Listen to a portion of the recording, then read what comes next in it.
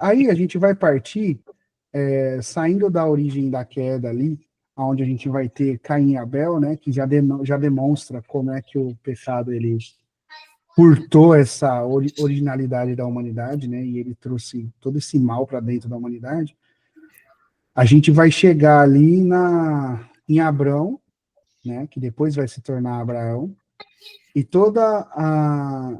e aonde ele recebe a promessa de todas as nações serão abençoadas todas as nações serão abençoadas em ti. Em ti todas as nações serão abençoadas. Isso é uma profecia messiânica, porque as nações elas não são abençoadas em Abraão, elas são abençoadas em Jesus Cristo. Entendeu? Isso já conota a ideia da Bíblia é ir revelando Cristo devagarzinho, progressivamente, até chegar o objeto da revelação. Porque quando ele chegasse, tudo isso para trás faria sentido. A gente só sabe que Gênesis 3:15 cumpriu porque Jesus veio. Até ele chegar, ninguém entendia o que ia acontecer ali. Eles estavam esperando um Cristo montado num cavalo, que ia matar todos os reis e ia passar por cima de todos os reinos. Entendeu? Então, assim, em Abraão também foi feita essa promessa para ele, né? E essa promessa já revelava Cristo. E aí você vai ver Abraão sacrificando para Melquisedeque, e o próprio Davi falou, tu és, tem um salmo Davi, um salmo messiânico que fala assim, tu és o sacerdote segundo a ordem de Melquisedeque. Cara, é maravilhoso. Se eu não me engano, Davi está tipo 700 anos antes de Cristo. Tem muito salmo messiânico, cara. É maravilhoso como todo mundo, mesmo sendo da raiz de Abraão, mesmo sendo da raiz de Sete, de Noé, os caras olharam para si mesmo e falaram, eu sou peregrino aqui, cara. Eu não, eu tenho sangue azul, mas eu não chego. Não dá. Eu preciso de um Senhor, eu preciso de um Salvador, eu preciso de um herói.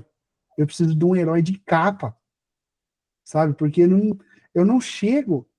E aí, quando a cruz chega, tudo para trás fica tão claro, fica tão maravilhoso e maravilhosamente explicado, né?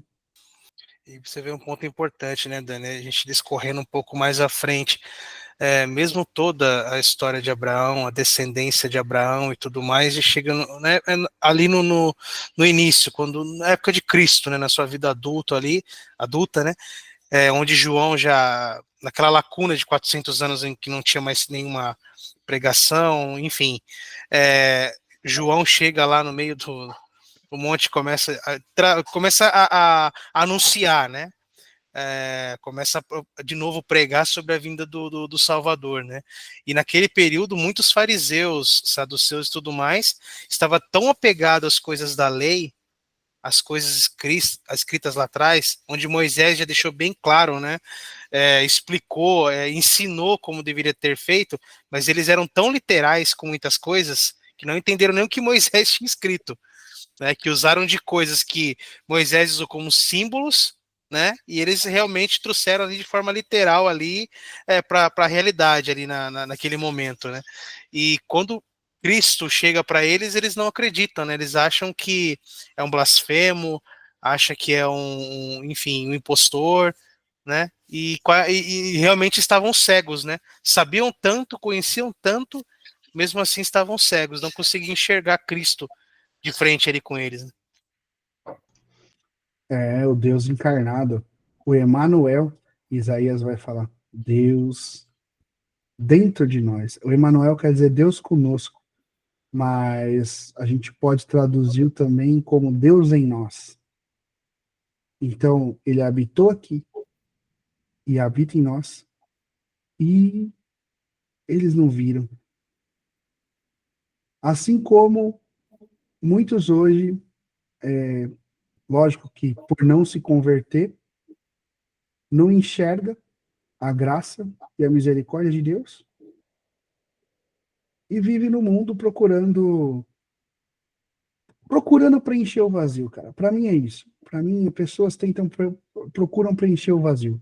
É com bebida, é com droga, é sempre com o exagero de tudo aquilo que é possível. Às vezes até com comida, o pessoal tenta preencher esse vazio. Eu nunca vi, depois de uma reunião de povos que se dizem cristão, proporem um jejum. Não, vamos fazer jejum e oração. Não, vamos comer até explodir. Entendeu? Então, assim, o que vocês estão querendo preencher, gente? O que vocês estão querendo preencher? É um vazio chamado Espírito Santo, um buraco que tem dentro de cada coração. É um buraco como se fosse de uma chave. E essa chave seria o Espírito Santo. Esse vazio ele nunca vai preencher, vai morrer com esse vazio. Muitos, lógico que eu não posso dizer aqui entre salvos e não salvos, tudo mais, mas a gente pode sugerir, né? Eu ia falar um nome, mas não vou mais. Pessoas que se matam com overdose e são milionárias, cantores, a gente tem bastante exemplo no Brasil, bastante exemplo fora, pessoas que se matam de overdose com milhões na conta, tem dinheiro para acabar com a fome de pequenas cidades. O cara se mata por causa daquele vazio. Ele não encontrou a chave da vida, entendeu? Porque a partir do momento que você encontra a chave da vida, você entende o Salmos 23, do que o Senhor é meu pastor e nada me faltará, mas da forma real, que diz que de nada eu terei falta, eu não sentirei essa falta. Mas eu estou passando por luta, eu estou passando por dificuldade. Ele está comigo. Entendeu? E outra, eu tenho uma esperança. Vai acabar. Por bem ou por mal. Vai acabar. Entendeu? Um dia a gente não vai estar mais aqui. Um dia a gente vai estar lá.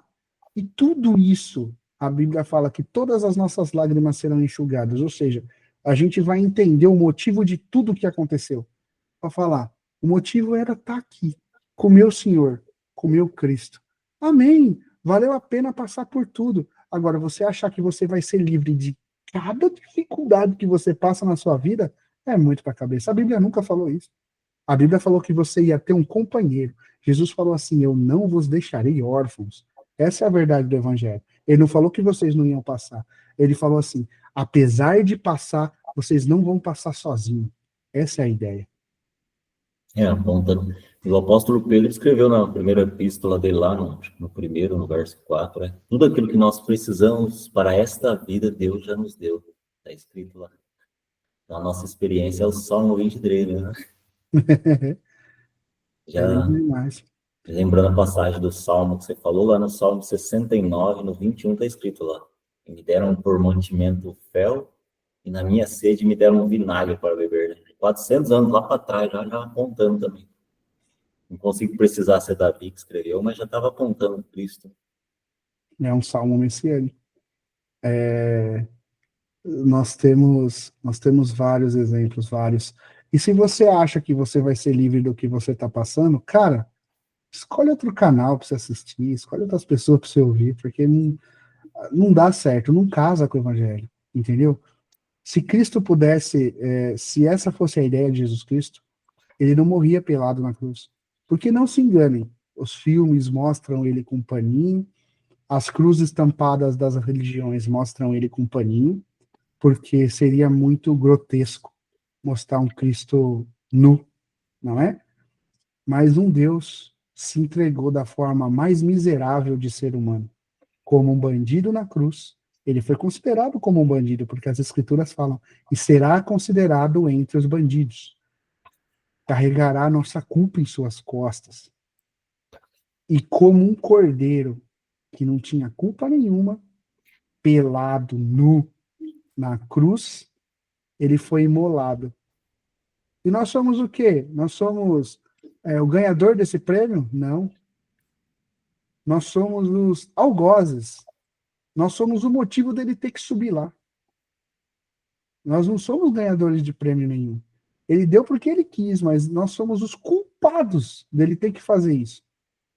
Então a nossa oração não pode ser Senhor, me dê. Nossa oração tem que ser Senhor, obrigado. Porque eu não conseguiria. E mesmo que eu conseguisse subir na cruz, eu sou pecador, eu não pago o meu pecado. Entendeu? Então você achar você crê então nesse Jesus dos presentes aí, não faz parte do evangelho. É, e Mesmo só um adendo aqui, a gente não levanta bandeira de instituição nenhuma, mas a gente levanta a bandeira de Cristo, né? E se é onde você vai, se a pregação das Escrituras não te confrontar e não te constranger, alguma coisa está errada. Você precisa ver. Se se tiver ela falta, te confortar, se ela te confortar de uma maneira egocêntrica, ou seja, você vai vencer, pisaram no teu carro, te colocaram por cauda, eu vou te colocar por cabeça, eu vou tirar a pedra, eu vou. Isso não é pregação bíblica. Essa Exato. pregação, ela só infla teu ego. A Bíblia precisa te confrontar, mostrar o teu pecado e falar: para, basta. Essa é a ideia da pregação bíblica. É mostrar que você não vale nada e que se não fosse por Jesus, a gente não teria salvação. Efésios 2:8. Né? Isso é verdade. E o Salmo 23, voltando no Salmo 23, né? Já foi explicado o que é o Salmo 23 aqui.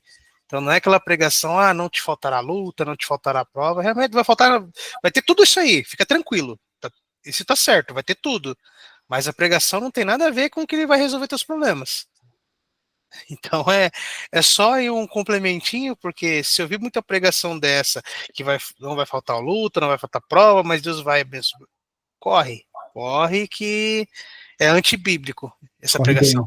bem. Corre bem. Corre bem mesmo, como igual um maratonista.